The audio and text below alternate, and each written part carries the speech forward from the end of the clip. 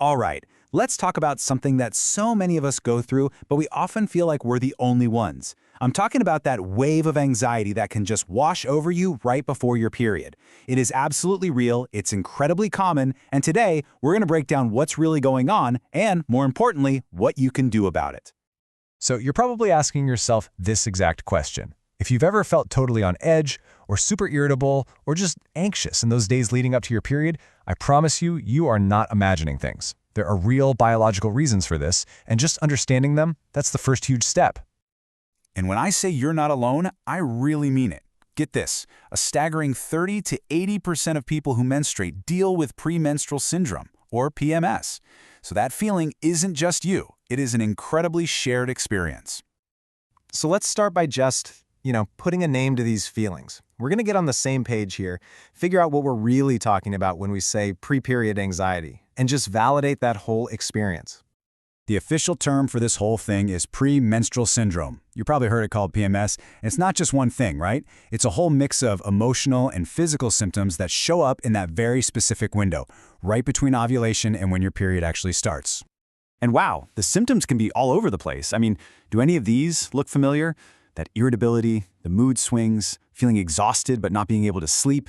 Or maybe for you, it's changes in appetite or that super frustrating brain fog. And that's not even getting into the physical stuff like bloating and cramps and headaches. It's a long list, and everyone's mix is a little different. Okay, so we know what it is, but let's get to the big question. Why does it happen? To really get to the bottom of it, we need to look under the hood at our biology. And the answer, well, it's all about our hormones and two key conditions, PMS and a much more severe version called PMDD. So this timeline right here is everything.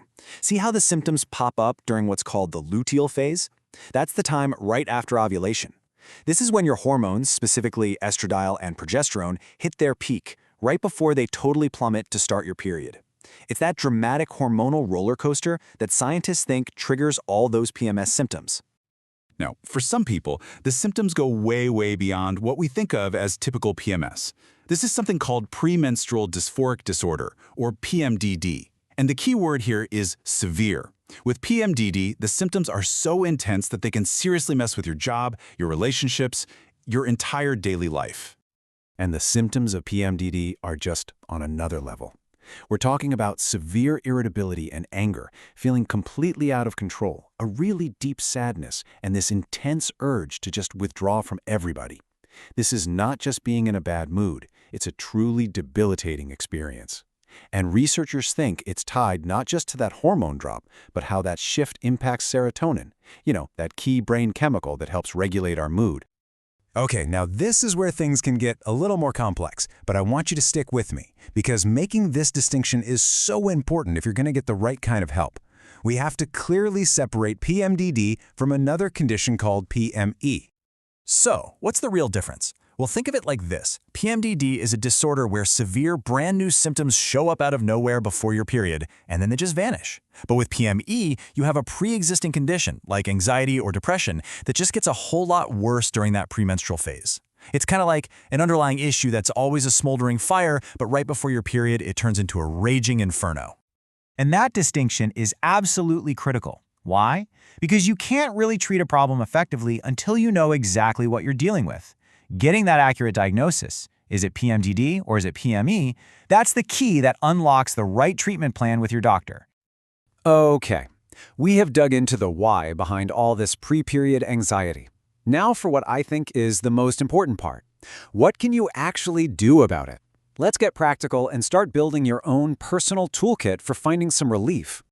So your first line of defense can actually be some pretty simple lifestyle changes. Studies show that regular aerobic exercise can be a huge help. Prioritizing sleep, and I mean really aiming for around 8 hours, is also massive. And if you're a smoker, it's worth knowing that research has linked it to a higher risk of both PMS and PMDD. And finally, tracking your symptoms, either in a journal or an app, can be a total game changer for spotting your own patterns and triggers. And hey, there's even more you can add to your toolkit. Things like yoga or meditation can really help you manage that anxiety in the moment. And what you eat and drink definitely matters too. For a lot of people, limiting things like caffeine, alcohol, and a ton of salt, especially in those days before your period, can make a really noticeable difference. But here's the thing.